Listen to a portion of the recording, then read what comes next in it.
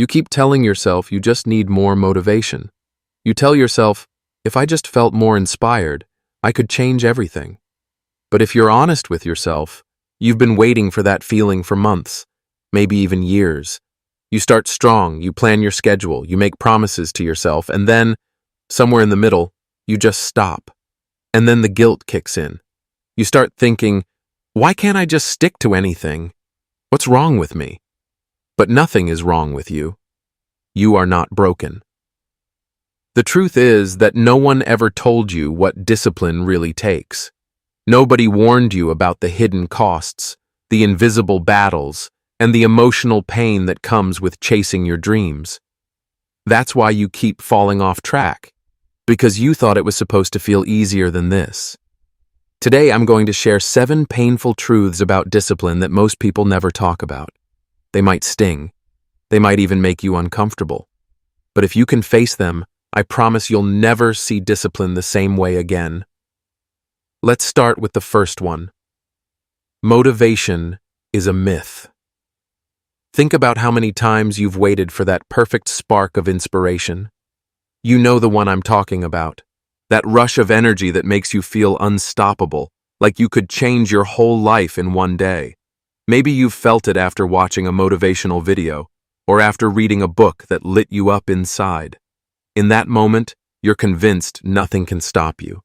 You go to bed thinking, tomorrow is the day everything changes. And then tomorrow comes. The alarm goes off. You wake up groggy. The feeling is gone. And suddenly, everything you promised yourself feels heavy and impossible. You tell yourself, maybe tomorrow will be better, and the cycle starts over. This is why waiting for motivation is a trap. Motivation is unreliable. It's like a guest who shows up uninvited, stays for 5 minutes, and leaves without saying goodbye. If you rely on it, you will always be at its mercy. And that's why so many people feel stuck, because they're waiting to feel ready before they take action. But here's the hard truth. You don't need motivation to take action. You need action to create motivation. The energy you are looking for doesn't appear first. It appears after you start. You don't wait to feel like working out. You start moving, and then you begin to feel good. You don't wait to feel inspired to write. You sit down, write a messy sentence, and then suddenly the words start flowing. The people you admire, the ones who seem so disciplined, are not always motivated. In fact, most days they probably don't feel like doing it either. The difference is, they've learned to stop negotiating with themselves. They don't ask, do I feel like doing this right now? They just do it. And here's what's wild. When you start doing the thing, even when you don't feel like it, your brain catches up. Your emotions follow your actions. It's like starting a car on a cold morning. At first, the engine sputters, it struggles, it makes a weird sound. But once it warms up, it runs smoothly. That's what discipline feels like. The first few minutes are the hardest. But once you get going, momentum kicks in. So stop waiting for motivation to show up and drag you into action. Start small. Do one tiny thing that moves you forward, even if you feel numb, tired, or completely unmotivated. That one small act becomes proof to yourself that you can do hard things no matter how you feel. And once you see yourself doing it, you'll want to keep going. Motivation might come and go, but action creates a new identity. And that identity says, I am someone who shows up whether I feel like it or not. That's the beginning of real discipline. The second painful truth is this. You have to give up comfort. And this is where most people get stuck, because we live in a world that worships comfort. Everything around you is designed to make life easier. Food delivered to your door, entertainment available in seconds, air conditioning, heated seats, instant answers on your phone. We are surrounded by convenience. And yet, convenience is exactly what's making us weak. Here's the truth that hurts. You cannot grow and stay comfortable at the same time. It's impossible. Growth, by definition, is uncomfortable because it forces you to leave the familiar. Your brain does not like that. In fact, it hates it. Your brain's number one job is to keep you safe, and safe to your brain means what we already know. That's why every time you try to build a new habit, it feels so hard. It's not because you're lazy or broken. It's because your mind is sounding the alarm. This is new. This is unknown. We might get hurt. That alarm shows up as resistance, procrastination, and self-sabotage. It's not that you can't stay disciplined. It's that you're being asked to sit in discomfort long enough to reprogram your brain. Let me tell you what this feels like in real life. It's waking up early for the first time and every part of your body screaming to go back to sleep. It's saying no to fast food when your friends are all ordering burgers and fries. It's choosing to work on your dream project while your favorite show is calling your name. These moments are not easy. They feel like a battle. Because in a way, they are. This is the part where most people quit. They think discomfort is a sign they're doing something wrong. They assume that discipline should feel natural and easy, but it doesn't, and it never will. The pain you feel when you step outside your comfort zone is not a warning to stop. It's proof you're in the right place. Think about how muscles grow. When you lift weights, you are literally creating tiny tears in the muscle fibers. It hurts. It burns. But those tiny tears are what allow the muscle to rebuild stronger. Discipline works the same way. The discomfort you feel is a sign that you are tearing through the old version of yourself so you can grow into someone stronger. And yes, this is going to feel exhausting sometimes. There will be days where you want to give up and just go back to the easy life. But here's the secret. The more you choose discomfort, the easier it becomes. Your nervous system learns that this new way of living is not dangerous. It's safe. And soon, the very things that once felt painful will become your new normal. So the question isn't, how do I make this comfortable? The real question is, can I stay uncomfortable long enough for this to become who I am? That is the real work of discipline. It's not just about building habits. It's about building tolerance for discomfort. Because at the end of the day, comfort will cost you your dreams. It will lull you into a life where nothing changes.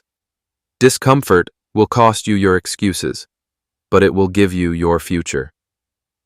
The third painful truth is this. Your old identity will resist. And this one is tricky, because it doesn't always feel like resistance. It feels like you. When you start building new habits or chasing a dream, it can feel like you're going against everything you've known about yourself. You've spent years, maybe your entire life, being a certain way. You've told yourself stories like, I'm just not a morning person, or I've never been good with money, or I can never stick to anything. Those stories become part of your identity. They become who you think you are. So when you try to change, it feels like you're betraying yourself. Your mind starts whispering, this isn't who we are. Why are you doing this? This feels wrong. It's not just your habits you're fighting against. It's your sense of self. I remember talking to someone who lost a lot of weight, and she said the hardest part wasn't the workouts or the diet. It was the day she looked in the mirror and realized she didn't recognize herself anymore. She had to grieve the old version of her, the one who used to comfort herself with food, the one who didn't believe she could change. That was scary, because that version of her had been there her whole life. That's what identity resistance feels like. It's uncomfortable because you're letting go of the person you used to be without fully knowing who you're becoming. It's like stepping off a cliff and trusting that you'll grow wings on the way down. This is where so many people give up. They think, this just isn't me. But that's exactly the point. You're not supposed to be the same person forever. You're supposed to grow. So here's what I want you to do. Start getting crystal clear on who your future self is. Close your eyes and picture them. What do they look like? How do they carry themselves? How do they spend their mornings? What choices do they make when nobody is watching? Then, every time your old identity tries to drag you back, you get to make a choice. Do I stay loyal to who I was, or do I stay loyal to who I'm becoming? At first, this choice will feel heavy. It might even feel unnatural. But every time you choose your future self, you are wiring a new identity. You are proving to yourself, this is who I am now. And over time, the pull of your old self gets weaker. Yes, it will feel like a death sometimes. You might feel grief. You might feel guilt. You might even miss the old version of you. But you are not betraying yourself. You are honoring yourself. You are stepping into the version of you that was always waiting underneath the surface. And one day, you will wake up and realize you don't even think about your old habits anymore. You don't even recognize that old version of you. And that's the moment you'll know. The fight was worth it. The fourth painful truth is this. Discipline is not about perfection. It's about recovery. And this is one of the biggest reasons people quit, because they believe that if they can't do it perfectly, they've failed. They think one bad day means they're back at square one. They think missing a workout, breaking their diet, or sleeping in once means they've ruined everything. But that's not how discipline works. Discipline isn't about never falling off track. Discipline is about how quickly you get back on track after you fall. You're going to have days where you mess up. That's just reality. You will eat the cookie. You will skip the workout. You will procrastinate on the thing you were supposed to do. And you know what? That doesn't mean you've failed. It means you're human. The difference between the people who reach their goals and the people who stay stuck is not that one group never slips up. It's that when they do, they don't stay down for long. They don't let one bad decision turn into a bad week. They don't let one missed day turn into a month of guilt. They recover quickly and keep going. Let me paint a picture. Imagine two people trying to build the habit of working out. They both miss a day. Person A says, I blew it. I knew I couldn't do this. What's the point? They spiral into shame and skip the whole week. Person B says, okay, that happened. I'll be back tomorrow. And they are. At the end of the month, Person A has missed 10 workouts. Person B has only missed 1. That's the power of recovery. I've had those moments too, where I completely fell off track. I remember a time I was trying to stay consistent with writing, and I missed a few days. At first I thought, great, I ruined everything. What's the point of even trying now? That shame almost made me give up. But then I sat down and just wrote one sentence. That's it. Just one. And that one sentence broke the cycle. The next day, I wrote 2. The day after that, I was back in flow. Shame keeps you stuck. Forgiveness sets you free. So the next time you mess up, and you will, I want you to do one thing. Forgive yourself fast and take one small step to get back on track. It doesn't have to be perfect. It doesn't have to be big. It just has to be something. That tiny act is a signal to your brain that the slip-up didn't win. Because discipline isn't about never falling. It's about getting up one more time than you fall. And every time you get back up, you prove to yourself that you are the kind of person who keeps going. That belief will carry you through every setback life throws at you. The fifth painful truth is this. Nobody's coming to save you. I know that's hard to hear, because deep down, most of us are secretly waiting for someone to show up and rescue us. We wait for the perfect mentor, the perfect partner, the perfect opportunity, the one magical moment where everything will finally fall into place. And when that moment comes, we tell ourselves, then we'll finally get serious. Then we'll finally do the work. But here's the reality. No one is coming. Not your parents, not your partner, not your friends, not your boss, not your favorite YouTuber. No one is going to knock on your door and say, hey, it's time to change your life now. I'll do it with you. And at first, that truth feels lonely, maybe even scary. You start to realize there is no one to blame and no one to wait for. It's just you. But here's the beautiful side of this truth. If no one is coming to save you, that means you already have everything you need to save yourself. You don't have to wait for permission. You don't have to wait until someone else believes in you. You can decide right now to take responsibility for your life. I remember a season in my life where I kept waiting for someone to come along and give me a clear path. I kept thinking, if only I had the right coach, the right friends, the right break, I'd finally get my life together. But no one came. And one day it hit me. No one should come. This is my life, my responsibility. And if I wanted something to change, I had to be the one to change it. Taking full responsibility is hard because it means you can't hide behind excuses anymore. You can't blame your past, your upbringing, or your circumstances. But that responsibility is also where your power begins. The moment you stop waiting for someone to save you is the moment you start saving yourself. Here's the thing. Support is great. Mentors are amazing. Friends who cheer you on are a gift. But they are extras. They are bonus players in your story. You are the main character. You are the one who has to wake up and do the push-ups. You are the one who has to write the book. You are the one who has to say no to the distraction and yes to your dream. And here's the wild part. When you finally stop waiting for someone else to do it for you, you'll realize how capable you actually are. You'll surprise yourself with how much discipline you can create once you take full ownership of your life. So stop waiting for someone to save you. Stop waiting for the perfect time. Stop waiting for a sign. You are the sign. You are the permission slip.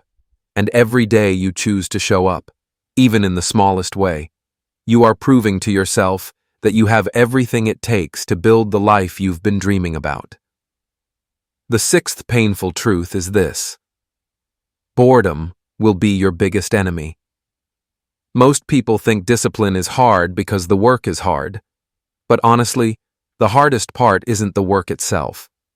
The hardest part is how repetitive it feels, how ordinary it feels, how boring it feels. When you first start something new, there's excitement, there's energy. You feel proud of yourself. You start imagining the future, the results you'll get, the person you'll become. And that excitement carries you for a little while. But then the honeymoon phase ends.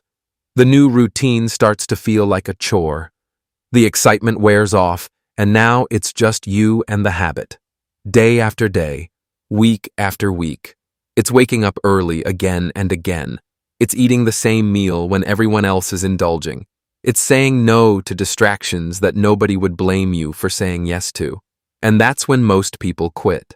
Not because it's too hard, but because it's too dull. They start chasing the next exciting thing, hoping for something that feels fresh again.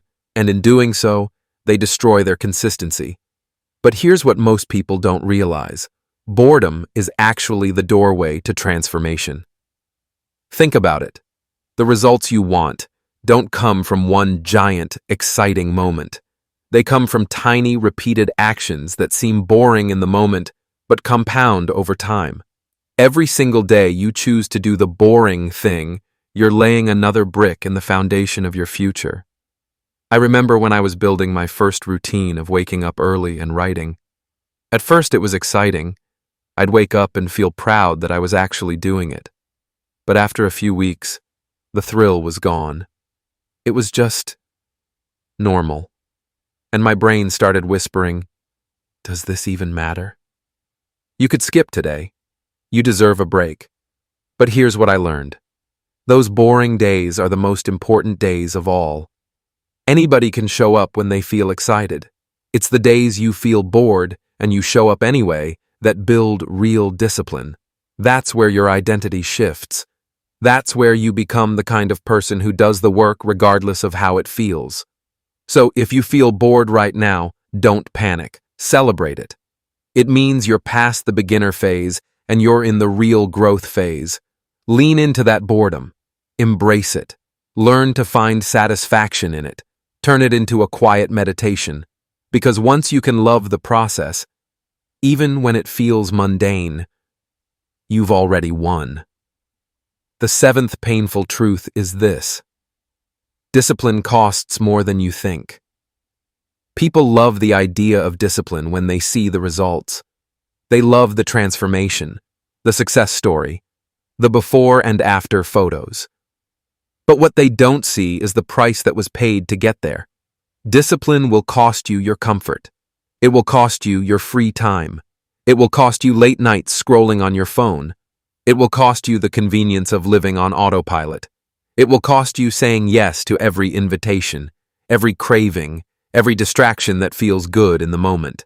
And sometimes, it will cost you people. There will be moments where you have to choose between staying out late with friends or going home to get enough sleep. Moments where you have to say, "No, I can't come," because you have work to do. Moments where people don't understand why you're suddenly living differently. And some of them won't support it. That cost can feel heavy.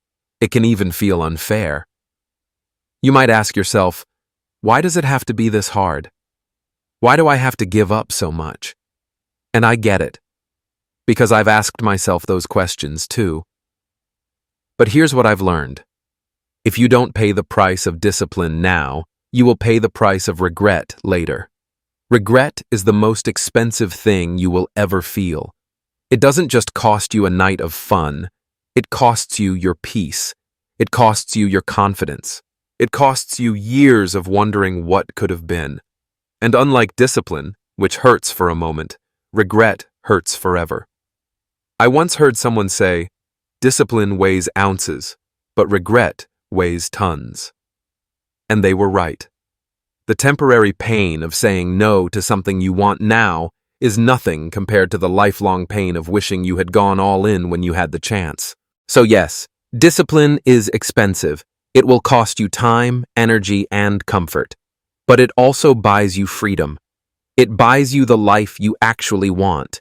It buys you self-respect. It buys you the ability to look in the mirror and say, I did not quit on myself. Every day, you are making a trade.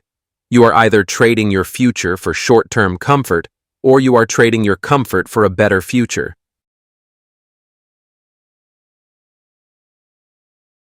If this video spoke to you, make sure to like, subscribe, and share it with someone who might need the reminder today. Until next time, take care of yourself and keep walking your path. Thanks for watching.